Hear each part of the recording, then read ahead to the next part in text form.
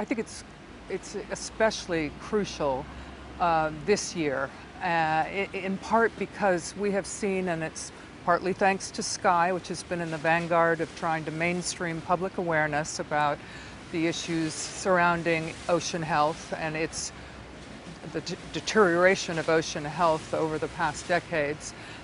We've seen public sector and private sector initiatives taken.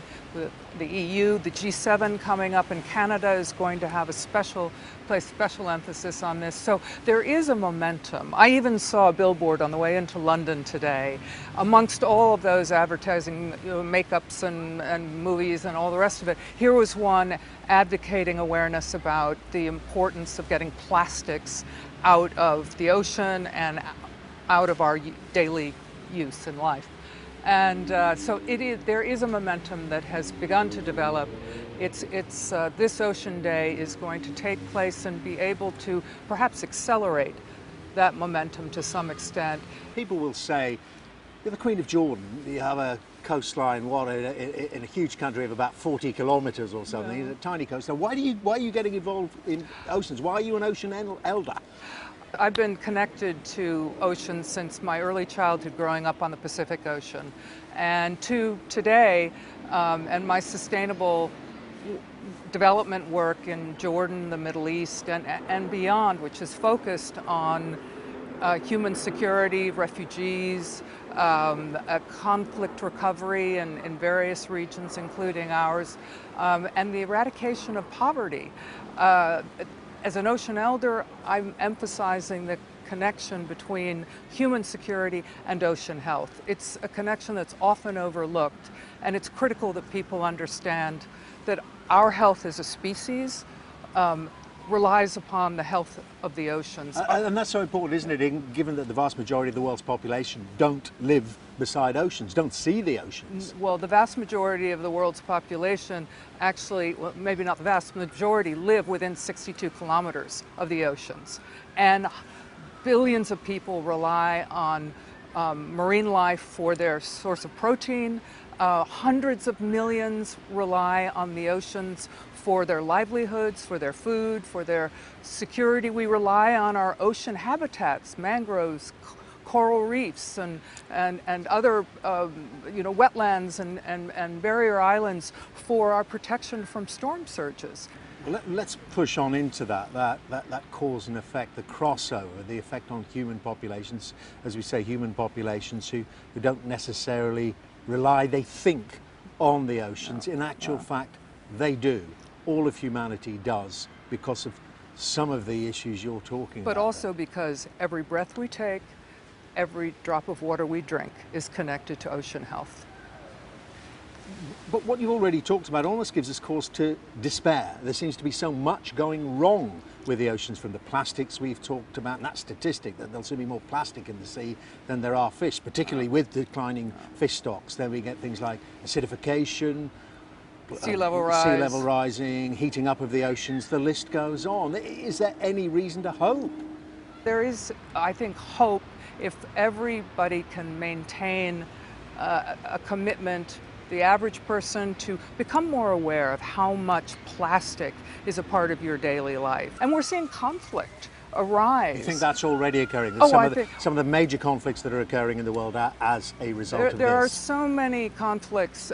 There are conflicts that are in the public, in the headlines, that are associated with civil war and other causes. And yet, for example, in the Syria conflict, one of the driving factors in that conflict, which was the migration of people during a drought period caused by climate change to the big cities, caused a congestion and an intensification of frustration and hopelessness for those who couldn't find jobs and shelter for their families. And that was one of the key factors that led to the uprisings that have now displaced millions of people in a region into neighboring countries as well as into Europe. Including your own country, of course. And my country in particular, and Turkey and Lebanon. The effect of that huge number of particularly Syrian refugees in Jordan, it's something over 600,000, is it not? Many of them very young people, many of them living way below the poverty line. How does a country like yours cope with that? Well, we have always been a welcoming and hospitable country to people seeking refuge from conflict and other causes for probably the millennia, but it's certainly for many, many decades. And we do the best that we can. The Syrian conflict is one of a number of conflicts that have been caused by water mismanagement and ocean issues such as Yemen, Somalia, even in India, and Sudan. All of these countries, there is a connection in terms of the large numbers of people who've been displaced and conflict occurring in many of them to the way we look at our natural resource base and how well we protect it. I mean, a problem on this scale, as you've touched on, clearly needs global action, and we've got to address this then. The United States, the biggest economy in the world, and they pulled out of the Paris Climate Change Accord. I mean, you're disappointed by President Trump in doing that? I think it's extremely short-sighted, and all I can say to myself, and do say to myself constantly, is what not only the president, but the people around him who are part of this movement, are they not concerned about their children and what kind of a world they will live in? Because anyone who's looking at short-term political gain from taking such a destructive series of steps, rolling back those kinds of protections which are in place for their children and for our species as a whole, is just not thinking. Do you think then the message is getting across, and that the actions are following and will be even increased? Oh, I don't think we can be complacent at all, but I think increasingly the message is coming across. Increasingly people are aware of the individual steps that they can take within their families, within their communities, the pressures they can bring on retailers and on the private sector. And I think we're seeing a growing movement, but we need to take action much more quickly than we are. And that is the message that I hope people are hearing and willing to take to the ballot box, willing to take up within whomever they have, an impact, influence on, and just carry the message forward. Every one of us can play a role, and that role is really important. And last question, not concerning the oceans at all, although I'm sure he's very interested in them. The Duke of Cambridge, Prince William, is visiting the Middle East fairly shortly, and I believe you're going to meet him in Jordan as well.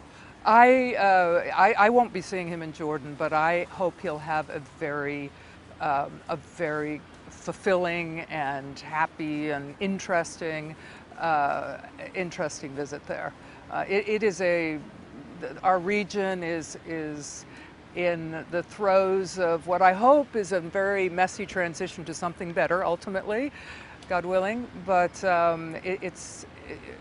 it will be a very interesting visit for him, no doubt, and there will be many people welcoming him with open arms. We are a very hospitable culture. I know that. No doubt you watched his brother's, Prince Harry's wedding a couple of weeks ago. And back to the issue of getting the message out. It seems that those two brothers and their spouses, they're not going to be perhaps like the elder royals in the United Kingdom. They're going to be like you, and they're going to speak out on the issues, I suspect including this one, that they care about. Yes, and I wouldn't want to take away from what the older generations have tried to do and have succeeded to do in maybe more quiet and reserved ways, but I think they bring a lot of hope to a great many people who are involved in issues that are important to people, young people in particular, but really to all generations ultimately. And it was a beautiful wedding. She's a beautiful bride. Her mother, I as a mother of children and grandchildren, I particularly admired her mother. But I wish them both very happy and fulfilling and productive life together. Your Royal Highness, well, we wish you the best of luck with your campaigning. Thank you very much indeed.